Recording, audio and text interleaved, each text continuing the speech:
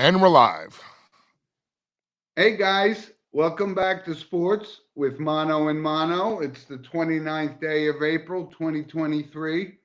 Kind of a rainy, murky day in New Jersey today, but I'm glad you guys could join us. Thanks for listening, and I appreciate everything. And Rob is our producer behind the curtain. And Rob, thanks for all your support. And let's jump right into it.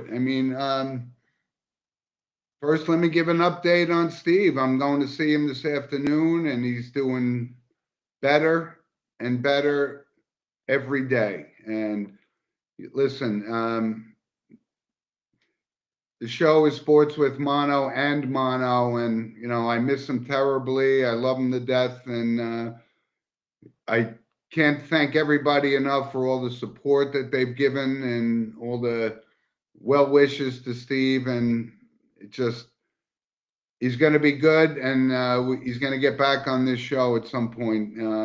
Be a little while, but he will be back on the show. So thank you, everybody, for your support, and the Jeremy Bennett's and the Jim Walshes and all those folks, and the Kim Schlenkers. And these are people that admired Steven and thought he was a great guy, like he is, obviously. And I miss him terribly, but he'll be back with us soon.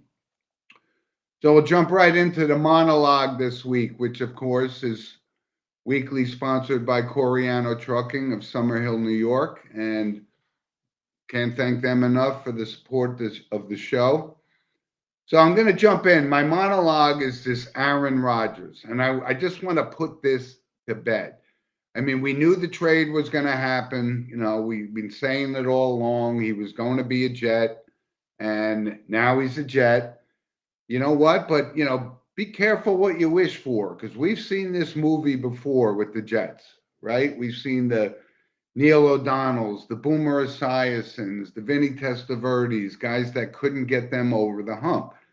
And all Jet fans are all ecstatic that, and listen, he's still a viable quarterback. He's still good, but he also is 39 years old. And this does not, to me, make them an instant Super Bowl contender, and certainly not in the AFC. When you look at the quarterbacks he's going to have to face, it's Mahomes, it's Allen, it's Herbert, it's Burrow, it's those guys. And, the Jets had a good year last year. They got some promising players in Garrett Wilson, but this does not make them a Super Bowl contender. And this could just blow up like it has for the past 30 years with the Jets. So I don't know. I mean, they're paying the guy. He's coming here, and he's better than Joe Flacco. And, I don't know what this sends a message to Zach Wilson, like he's going to learn from Aaron Rodgers.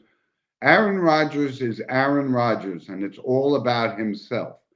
So he's coming here, and he's thinking, if he pulls this off, listen, that's great. I mean, but he's only got one Super Bowl.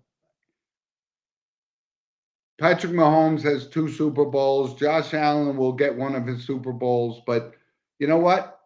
For Jet fans, listen, I'm happy for you. And it's a marked improvement over what was going on last year. Wilson wasn't ready. Maybe Wilson wasn't the right pick overall, but I was all in on Zach Wilson. But I'm not so sure that this is going to be they're going to the Super Bowl. I just don't see it. I think the competition is too tough, but he's going to ride this out for the last 2 years. He'd probably play next year as well, but we'll see how it goes. So Jet fans, listen, you got a quarterback, right? And I'm glad that he's not wearing number 12 that Joe Namath wore. So that's a good thing. Anyway, so that's my monologue for this week. And, good luck to Aaron Rodgers. Good luck to the Jets. I just don't see it happening. Anyway, so let's move on. And Rob, I wanted to bring up that we're going to have a guest join us around 11:15. Dear friend of mine, and kind of got a history with this man, and so does Steven for sure. And I can't wait for Bert to join us in a little bit. So let's jump right into it, right? The NFL draft. A couple of things, right? The whole Will Levis situation.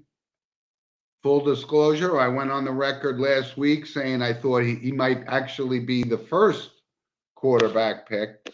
And in fact, he falls to the second round and second pick and goes to the Titans, right? So I think this guy's going to be a player.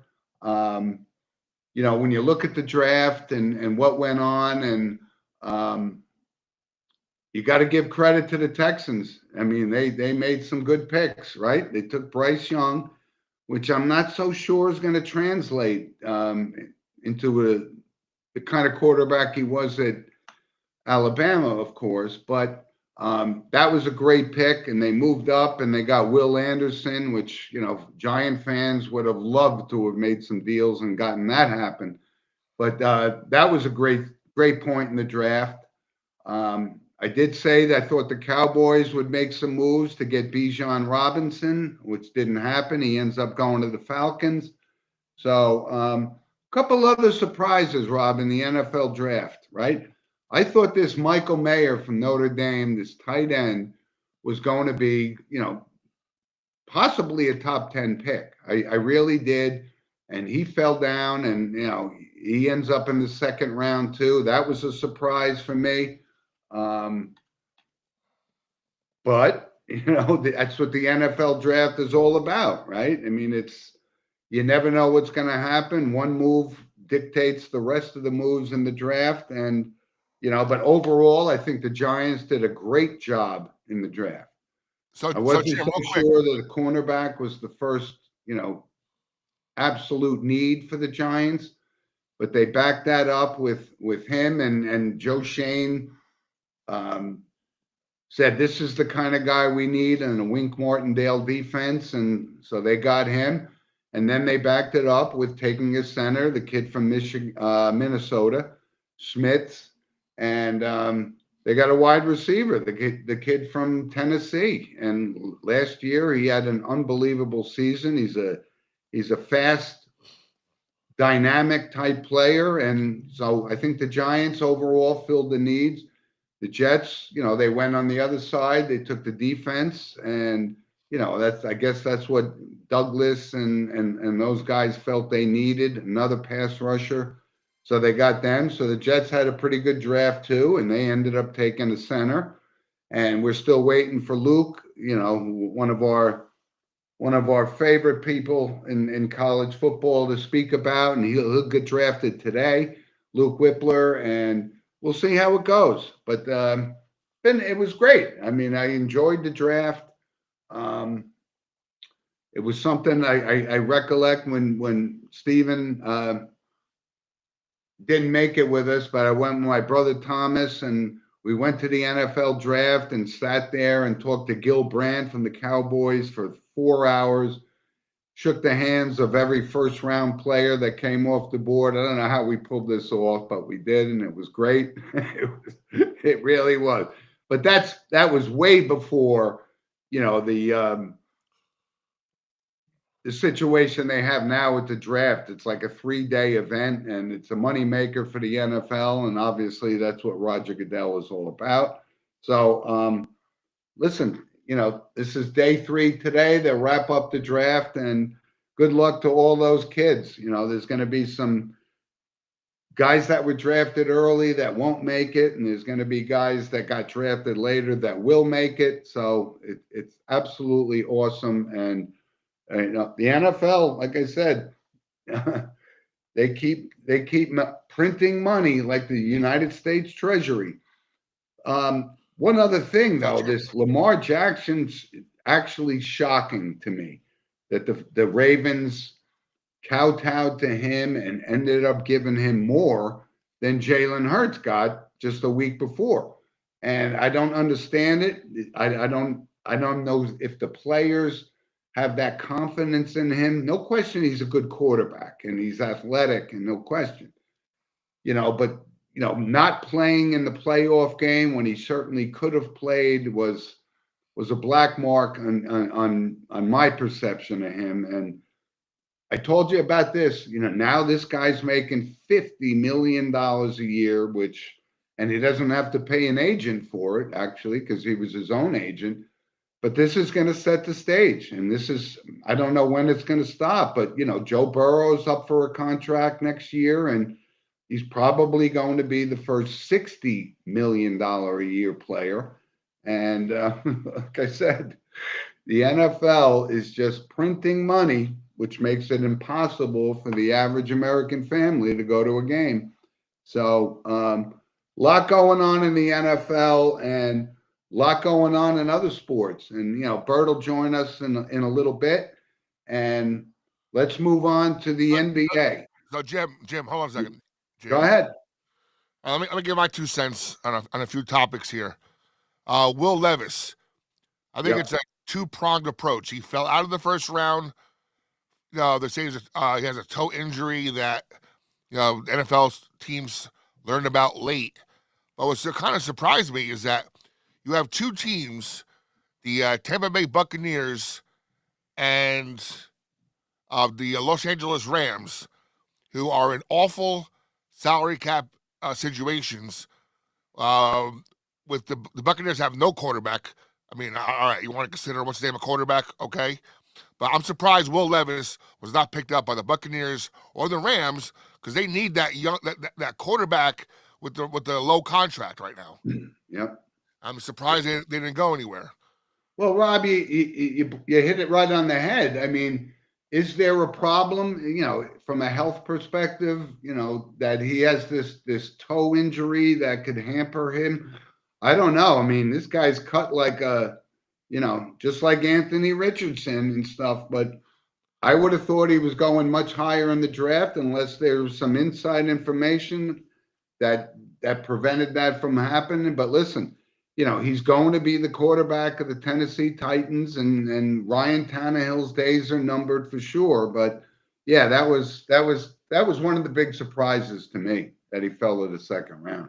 And plus, some of these contracts, like you were mentioning, like if Joe Burrow is a $60 million man, I'm not sure I mentioned it on this show last week or the other show, but at some point, that $50-60 million contract for a quarterback is going to totally hamstring these teams, and somehow they're going to have to start reverting back to like, all right, you have to start doing more for your teams here.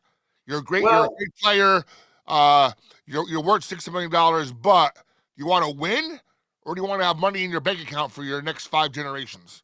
Yeah, but that's what the NFL is going to have to do. They're going to change the whole salary cap structure because they know that the quarterback is the marquee player on every team, and they'll just raise the salary cap and it'll just go completely out of control, and you'll see Joe Burrow and going to make $60 million a year, and I don't know. I guess that's the market, and people will pay to see it, but I don't know how it's going to pan out. It just seems almost unsustainable that it can continue at this pace. But that's why Tom Brady is the GOAT, right? Because Tom Brady never took full salary. He wanted to win. Yep. Yeah. And I think that's what that's the kind of player I think Joe Burrow could actually be. He wants to win, and he's that confident in his ability, and ultimately Cincinnati will win a Super Bowl. But like I said, the AFC is tough. You got Herbert and you got all these other guys, the up and coming guys. And now you got Aaron Rodgers. So let's see how that pans out, right? We'll see. Like I said, Jim, that's not panning out. The Jets are not going to win with Aaron Rodgers. I'm sorry. I agree 1,000%. No question about it. It was not good last year. I've seen Aaron this movie was not good last year with, I think, a little more talent around him. Well, right, but he's also 39, and we've seen this movie before, just like The Godfather. Every time you see it, Sonny gets shot at the toll booth. That's how it pans out for them, right? Yep. So, Rob, let's move on to the NBA, which is Actually, I've been watching a little bit of the playoffs. I told you before, you guys know my view. I can't watch the NBA during the regular season. It doesn't mean anything. But one of the big surprises that Milwaukee Bucks. I thought the road to the championship had to go through Fiserv Arena in Milwaukee, and it didn't happen. They get knocked out. So that opens the door for the Knicks, which you got to give them credit, I guess. I don't know, is it Thibodeau or not? But I thought they could easily beat the Cavaliers, which they did. And the whole backstory with the Donovan Mitchell and all that kind of stuff. But they move on to the second round, and is Jimmy Butler enough, to make the Heat beat these guys? I don't know. I mean, he's a great player. I don't know. The Knicks could actually somehow manage to win this series and actually move on to the conference finals. It's unbelievable because I've watched the Knicks play, and the media and the fans just keep ripping these guys. Like they keep ripping RJ Barrett and so forth. But they're moving on. I mean, it's kind of crazy. And you got some good. And Jim, one thing about the Miami Heat that people seem to overlook: Kevin Love. Kevin Love still has a little bit in the tank there, and he's motivated to get another ring. Yeah, he's a good player. But listen, you look at Golden State, right? They lost last night. They got to force a game 7 with Sacramento. That's awesome. So, but I think they'll take that game.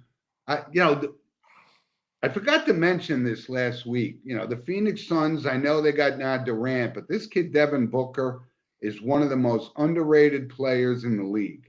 He really is he could shoot the lights out of the ball. And, it's really amazing. I think they're going to make the NBA finals. I know the NBA and Adam Silver want LeBron James, which, they won last night. So they're moving on. It's kind of crazy. The NBA is actually, the playoffs are very intriguing. And hey, Rob, I think we have our guest on today. Is he just joining? I don't see him yet. Oh, all right. So yeah. So what's your thoughts on the Knicks? How far can they go? I think that, see, I think I noticed something in the playoffs.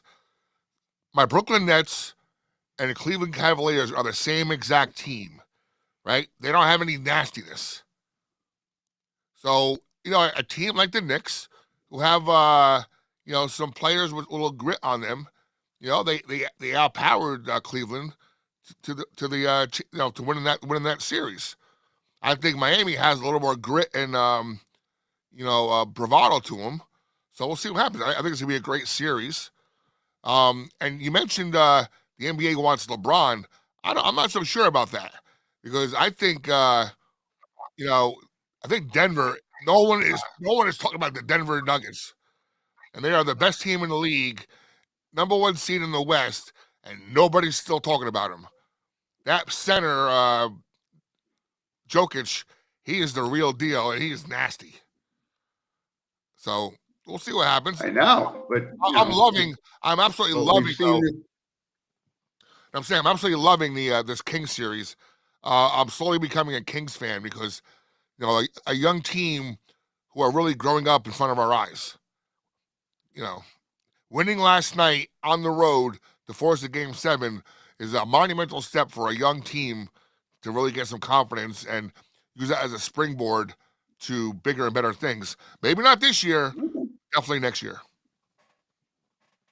Yeah, and now you make some good points there. And like I said, I mean, with the Bucks getting knocked out, and the Golden State Warriors are starting to pull it together, and I don't think they want to get knocked out, so they're going to move on. But you're right, the Denver Nuggets. I'm not so sure. What's missing on there. This guy Jokic is awesome, no question. I just don't know how much else they have, and we're going to have to see about that. But the NBA is pretty good. trying to get our guest on here, Rob, and I don't know how I'm. Yeah, he has to approve the camera and the microphone on his. What's he using for a device? Do you know? I do not know, but now I can't even see the chat here, so he sent us a message. Why is that not coming up? Anyway, I hope I could pull that off. A little technically inept here. Yeah, he has to approve the camera and the microphone to be used, and then he should pop into the back room. Okay. Well, let's try to work that out. I'm trying to get back to a chat because he sent us a message, and I'm kind of stuck on this. Let's see. There we go.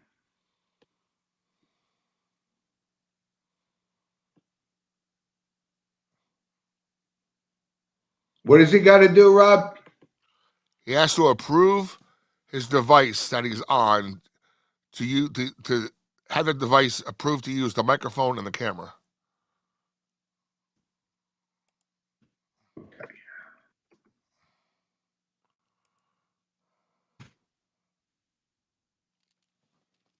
All right. Well, he could see us. I know that. Anyway, so let's move on while we work out that and get our guest on. Let's move on to the NHL, Rob. And He just messaged me, by the way. huh? He just messaged me, not him. Oh. Boy, that's why I need a producer here. All right, let's see. All right. So listen, we got a big game tonight with the Rangers and the Devils. What's your thoughts on that? I mean, we were looking really good at 2 games up in the first two games, and then they lose 3 straight. I'm a Devils fan, so you're I know, and you're asking the wrong perspective. Listen, you guys have won it. You had a goaltender that came out of nowhere to shut down the Rangers. They scored 10 goals in the first 2 games, and they scored like 3 goals in the last 3 games. So I don't know. It's going to be a great series. The Rangers are not dead yet, but Where's the game tonight? Prudential? It's at Prudential, yeah. Rangers lost 2 games in a row at Madison Square Garden, which was shocking, of course. But anyway, look, there's a couple other things. The Kraken is taking the defending champion Avalanche to a game 7, which is exciting as hell. Bruins got to go to a game 7 to beat those guys. It's another another shocker. I kind of thought the Bruins would go in and win 4 straight games, and they didn't. But that's what NHL hockey is all about. So it's exciting as hell. I mean, and I'm glad you're watching it. I know you haven't been the biggest hockey fan, Rob, but I can't I can't tell you enough, though. It really is exciting, and these guys play every other night, and they beat. 2 guys took pucks to the face, and what happened? They went to the locker room, got 40 stitches, and came back and played in the 3rd period. It's amazing. I just think that NHL is so intense. The playoffs, nothing like it. And I've said it before, I'll say it again: toughest trophy to win in sports. So, hey, we just got a comment from Tony. Welcome back, Tony. Thanks you. And I know she's a California, West Coast, Pacific Northwest sports fan, and I don't know how she thought the 49ers did in the draft, but she's a Seattle Kraken fan. So thanks for jumping in, Tony, and sending us a comment. And Steve sends his best to you as well, and appreciate it. Hey, Rob, can you see me? Because I'm not seeing. Yeah, you're kind of frozen right now. But then again, we have awful weather here in the Northeast, so I think it's affecting the Wi-Fi. Oh, all right, because I can't see myself. You're there. You're just frozen right now. Okay. We also And have a listen, comment from Miriam as well. yeah, we got a comment from Miriam, who's going to be traveling soon, but the support she's shown my brother Stephen has just been amazing. And thanks for joining us, Miriam. I can't thank you enough. So Rob, let's move on. And I'm not sure why we can't get Bert on the show. I'm disappointed that this isn't working out for our loyal listeners, because he's somebody that's very intriguing and absolutely an awesome guy. He was my old head coach at St. Joe's and had a big influence on Steve. And I hope we can figure this out. Not sure why just having some technical difficulties, which happens at times. So Rob, let's jump into Major League Baseball. Right? Two biggest surprises, obviously, are the Pirates and the Rays. Rays are, seem almost unstoppable right now. Obviously, that can't sustain itself to that level. And the Yankees and the Mets kind of hovering around 500, both lost last night. And Aaron Judge turned 31 this week. And, so what's your thoughts early on in Major League Baseball? Are you a Mets or a Yankees guy? I'm a Yankees guy, but you got to be totally ecstatic. And I think it's great for baseball that the Pittsburgh Pirates were able to sign Brian Reynolds to a contract extension. Yeah. Instead of trading the guy like it's been rumored for the past year, you know what? They're starting to win now. And as they start winning, they're going to get people, they're going to get families in the seats. They're going to add to their bankroll. And I'm stoked that I always say, I'm a Seton Hall Pirate, so we love all Pirates, right? So it's just fun to have it's always fun to have Pittsburgh back in the thing. Hey, what they sweep the Dodgers this week? That's amazing. Yeah. No, it's and kind of their stud player, Neil Cruz, is out until the summer. I know. And they, last year they were almost a minor league team, and somehow they just turned it around, and they reward the manager by giving him a contract by starting the season at 14-7, which seems a little crazy, but anyway. So yeah, and the Mets, Pete Alonso is having a monster year. I mean, this is going to be amazing if he can keep up this pace. And you got Verlander coming back and the whole Scherzer situation. But, the Mets will be fine, but they're still going to have to go through Philadelphia or Atlanta. And we'll see how that pans out. But you're right. I think the biggest surprise is the Pittsburgh Pirates. It really is good to see. So, of course, Jacob deGrom, who just got his $85 million contract, got hurt last night. So, I mean, that's the price you pay in Major League Baseball when you sign these pitchers, right? The Verlanders and deGroms, that they're getting older, but they get the money, and then, it's just father time takes its toll on them. So we'll see how that goes. What else do you see, Rob, in Major League Baseball? I mean, you just see the mediocrity I see, of teams like Cleveland and Minnesota. I mean, that division, they're all hovering around 500 and below. It's just, obviously, it's a 162 game season, but we'll see.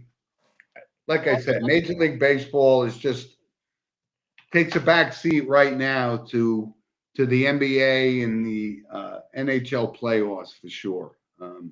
I think Baltimore also starting off strong is a lot of preseason predictions had Baltimore maybe falling back to their usual spot, but they're hanging in too. Yeah, that's a good point. But it's such a long season that you just can't figure out Major League Baseball. It really doesn't. Every game does matter, because if you some guy goes on paternity leave, which they're doing now, that kind of stuff, that one game could make a difference. That's why every 162 of those games means something, and it's been pretty good. By the way, on CBS Sports, I'm looking right now. I'm sure there's a bet somewhere that will mimic this. They have the Yankees at 4.7% to win the division. Yeah, well, It's so early yet. Anything could happen. And if there's odds somewhere that the Yankees, 5% winning the division right now, please tell me where. I'll put $100 down. yep. It's early Yep. yet. It's way too early yet. It is, but it'll start to heat up pretty quickly. As we almost got to call me when we could do a practice run so I could do the show. It's got a message from our guest.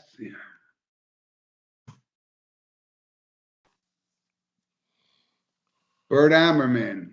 Hoping he can join the show because I'm anxious to have him on. And Rob, I'm not sure why I can't see myself on the video here, but I guess it's being recorded. Can you see it? Is my camera a problem? Is that what's going on here?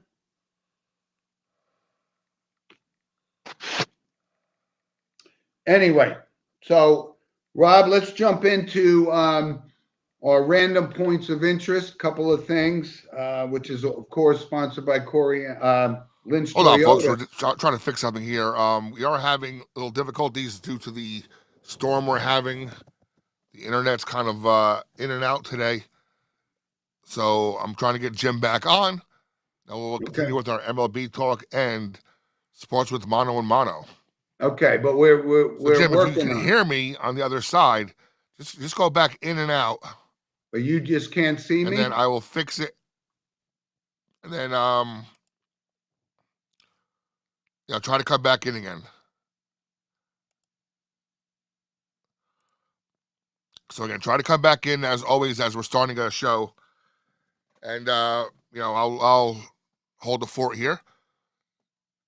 Thanks, listeners. We have a comment here coming up.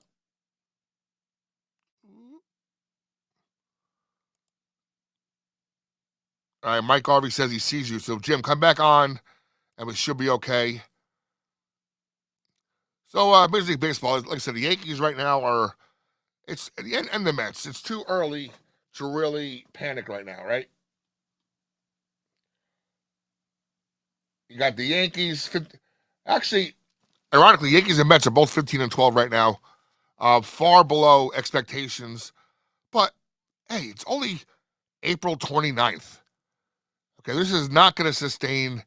Hey, if Aaron Rodgers is hurt, it's going to sting a little bit.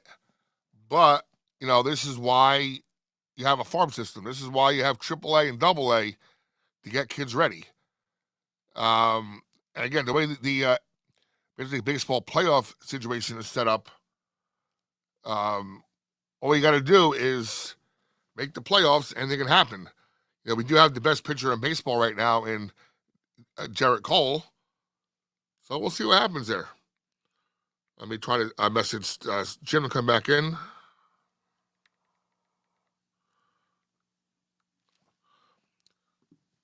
The Mets are, I think, the Mets. Here we go. All right, we got Jim back now. There he is. We figured it out. I'll just hold the floor here. So, Jim, I think it's kind of ironic how the Yankees and Mets have the same record right now. But I think most of that pressure is on the Mets because the Mets got a $500 million payroll, right? They got these stud pitchers in front of their thing they bragged about all winter. Yep. So I think the Mets have more pressure to be better than 15-12 than the Yankees do because the Yankees have, from the start, have been battling injuries.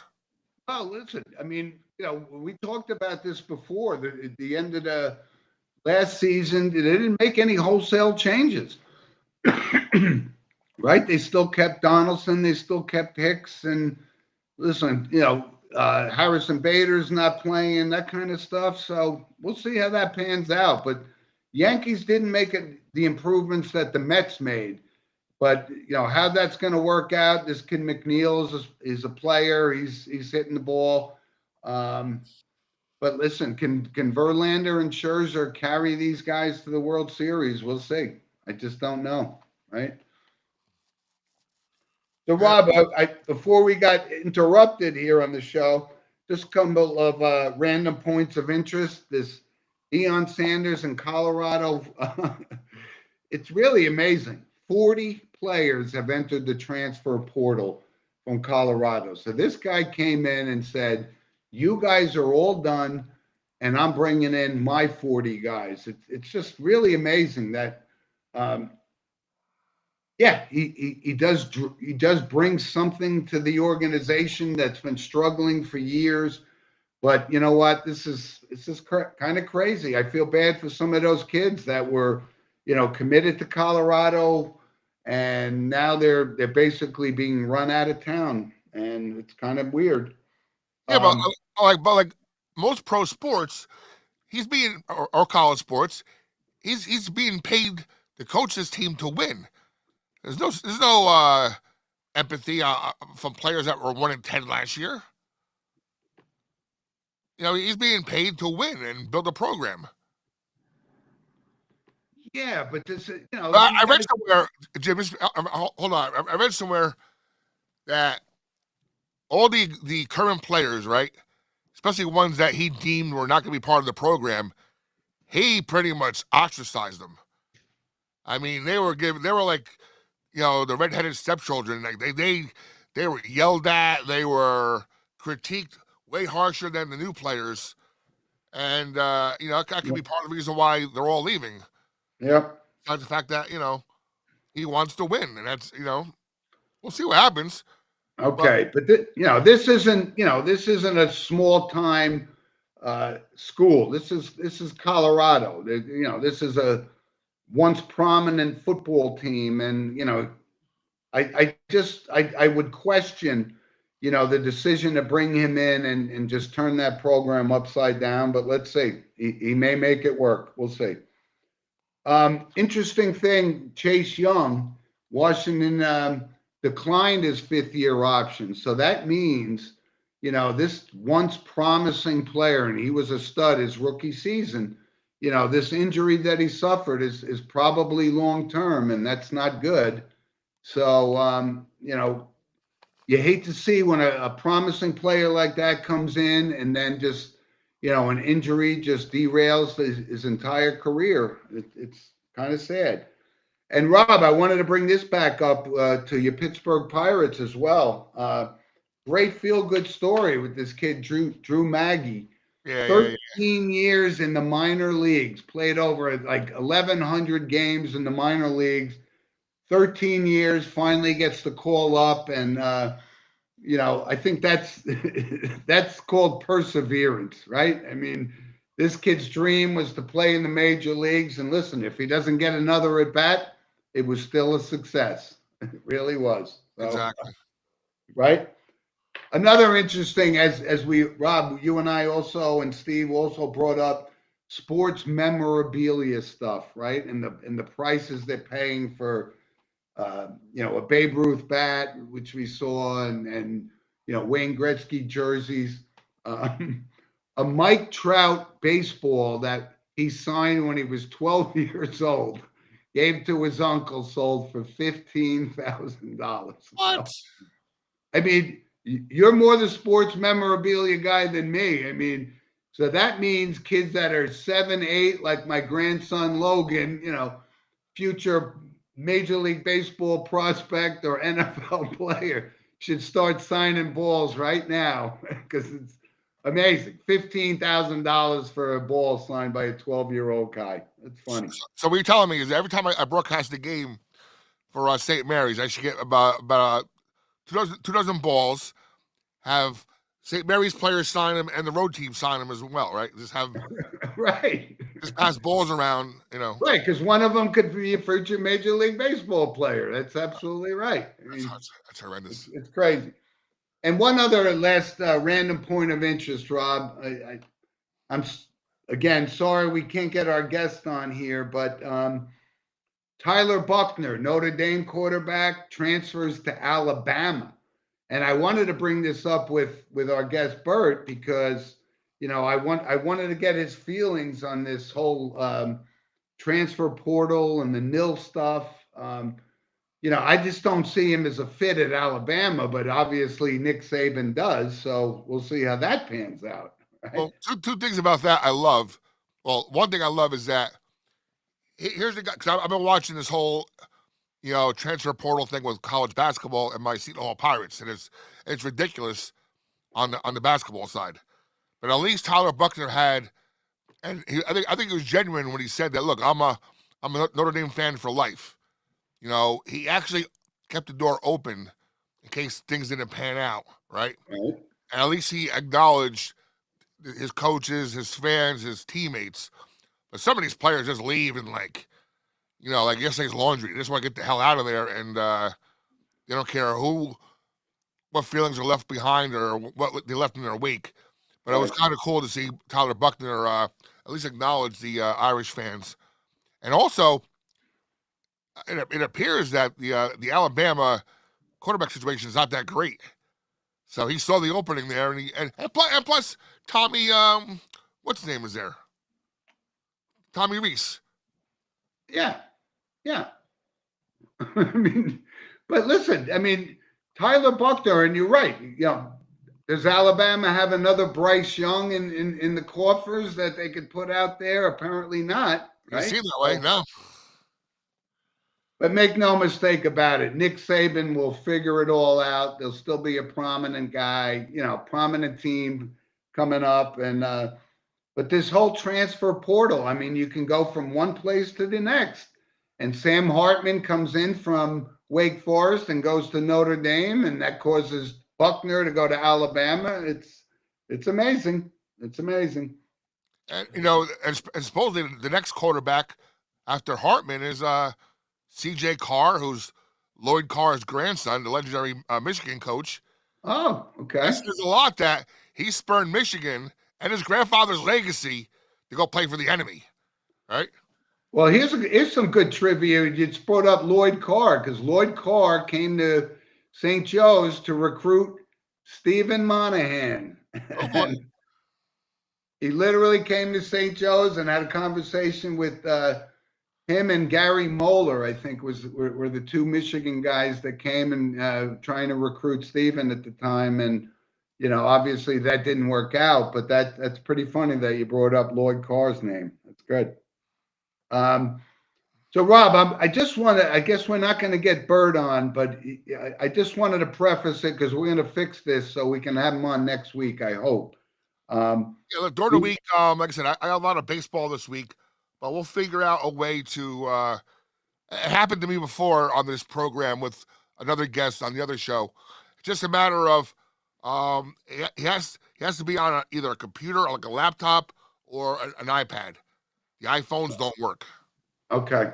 I'll bring that up to him. Okay. Yeah, but he was my coach, and he was the guy that picked Stephen to start as quarterback for St. Joe's. And, we talk about St. Joe's regularly, but he was literally the building block of a franchise now, some odd 40 years later, is one of the top high school football teams in the country. And he was one of the founding fathers there. And I just can't thank him enough. And I got a lot of stuff to talk about with him, so I apologize, folks, and to Bert for having these technical difficulties. I guess it's the weather, but we will have him on the show again. Did you watch the draft last night, Jim? I did. Brian Cushing looks jacked. Yeah, well, of course. I mean, we all know why he's jacked, but he looks. How long has he been retired now? And he's still jacked up. Yeah, well, I mean, I don't want to, you know what? I almost said something I shouldn't have said. Hold on. But I saw Brian Cushing play against St. Joe's several times. And yeah, he was a stud high school football player, had a great career in both college and the NFL. And I think injuries kind of derailed that to make it more of a short-term thing. But yeah, he looks pretty good for a guy, I was like, wow, he's still jacked after all these years. It's been a while since he played. Yeah. Oh, by the way, if you get a chance this weekend, if it's going to be a crappy, rainy weekend here in the Northeast, I saw a brief, I'm looking for it myself, but your guy, Esteme from St. Joe's, I guess they're having like these hype reels for the upcoming season at Notre Dame. And he was talking about how, last year it was pure instinct, but this year, the game is slowing down for him. and he expects an even bigger year at running back this year. Oh, good. Listen, that kid, you want to talk about a guy that's pumped up, man. He's got some guns on him, too. And I watched him play, probably 15 times, and he was outstanding high school player. And he's going to have a great career at Notre Dame. No question about it. So, Rob, our book recommendation of the week, and again, this was brought to us by Andrew Carolyn, who gave us a suggestion. The book I'm recommending this week is Number One, and it was written by Peter Golenbach and Billy Martin.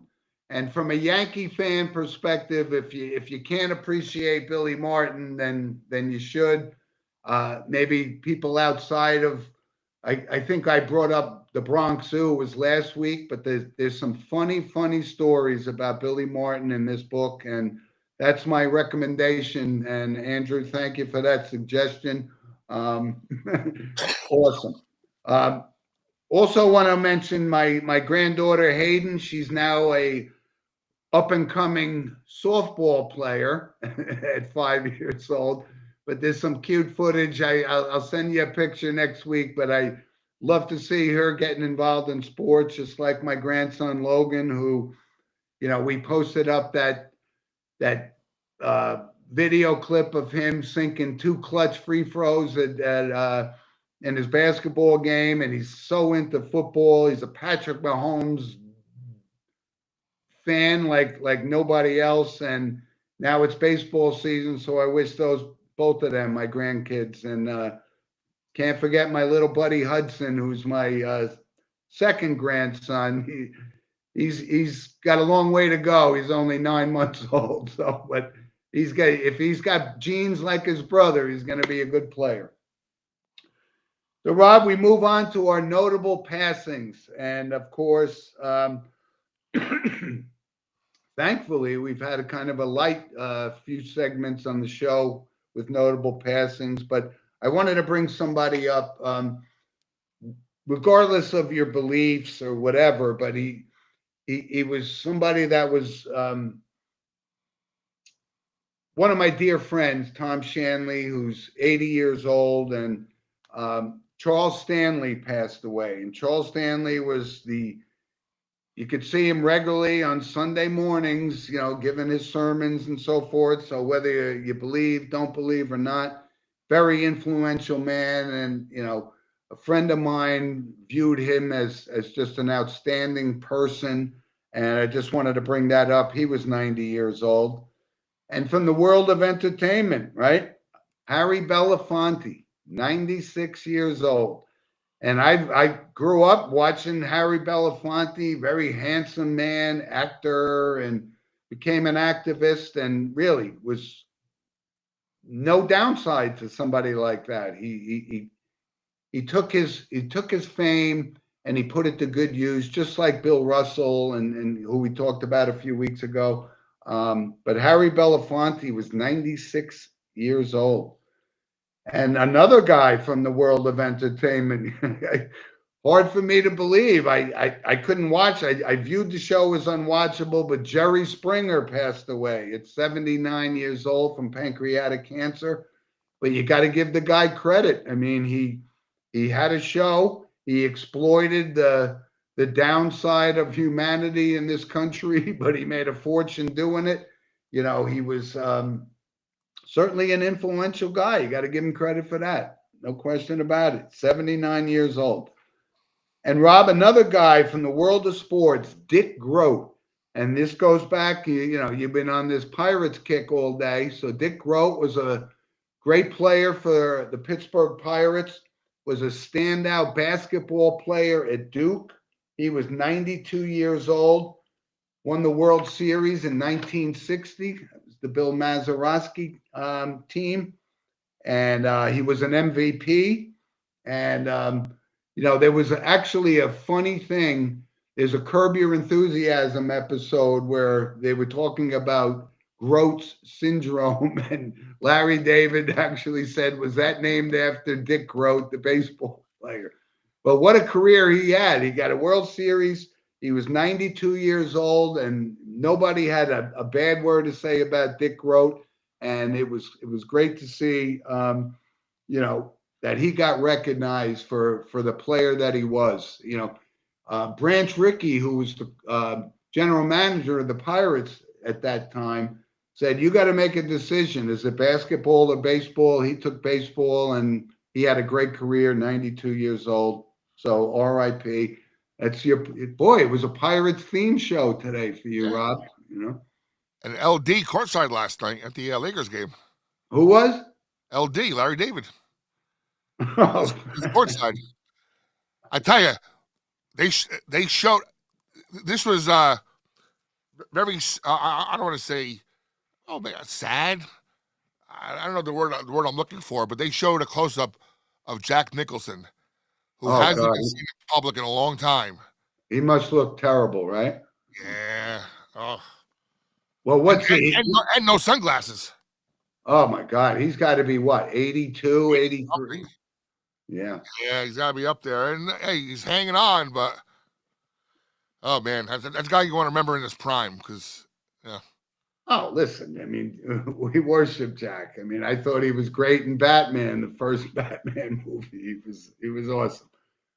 But Rob, listen, thanks for pulling this together. I'm sorry, folks, for some of the technical difficulties, and I apologize. We couldn't get our guest on today, but I'm going to make sure it happens next week for sure. So, Bert, my apologies to you. And again, thanks to everybody for their support, for Steve, and I'm going to go see him this afternoon. And please send us comments at sportswithmonoandmono@gmail.com. And, again, we're nothing without our loyal listeners, and we appreciate everybody. And I appreciate you, Rob, for pulling the strings on the production side of things. And you have a good day. And it's kind of crappy weather in the Northeast, but there's good sports tonight, and let's go Rangers. Good sports all day, actually. So yeah. So we'll see you guys next week on the show. Yep, next Saturday I'll be live from the Villa Roma as okay. All right. Thanks, Rob. Good. Yep.